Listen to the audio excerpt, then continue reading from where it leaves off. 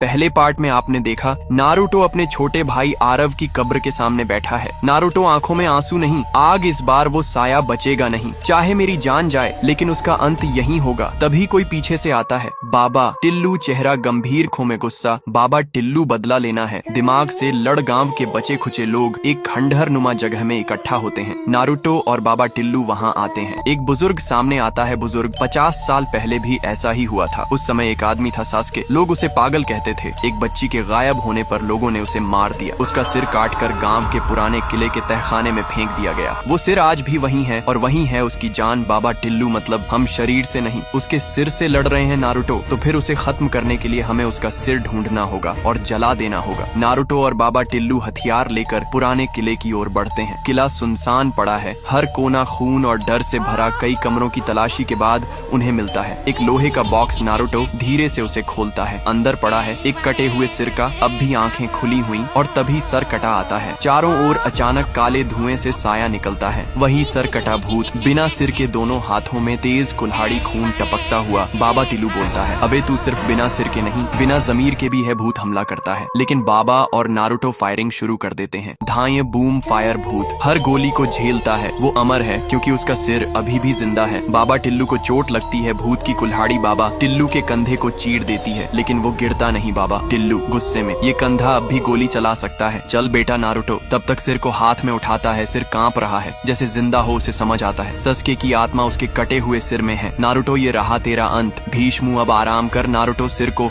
Fire grenade से जलाने वाला होता है। तभी सस्के की आत्मा की गूंजती हुई आवाज आती है, मैं निर्दोष था, उन्होंने मुझे मारा, मुझे इंसाफ चाहिए था, सिर्फ इंसाफ। तू निर्दोष था, पर अब तू कातिल बन गया है। अब तुझे मुक्ति नहीं, अंत मिलेगा। वो सिर पर फायर ग्रेनेड फेंकता है। सिर जलने लगता है, पूरा किला कांपने लगता है। भूत तड़पता है, चीखता है और फिर हवा में उड़ जाता है। गाँव में पहली बार चिड़ियों की आवाज सुनाई देती है। न कोई दस्तक, ना कोई लाश। लोग नारुतो और बाबा टिल्लू को घेरे खड़े होते हैं। बाबा टिल्लू भूत नहीं, उसकी पूरी कहानी खत्म हुई और अब कोई डर नहीं। 2 महीने बाद नारुतो अब गांव छोड़ने वाला है। बाबा टिल्लू अब गांव का रक्षक बन चुका है। रात के 12 बजे ठक ठक ठक ठक एक घर के दरवाजे पर फिर दस्तक होती है। एक बच्चा बाहर आता है। कोई नहीं, लेकिन कोने में खड़ी एक लड़की दिखती है। बिखरे बाल, काली आंखें, होठों पर मुस्कान। लड़की धीरे से, सस्के तो निर्दोष था, पर मैं नहीं। पार्ट 3 के लिए कॉमेंट कर।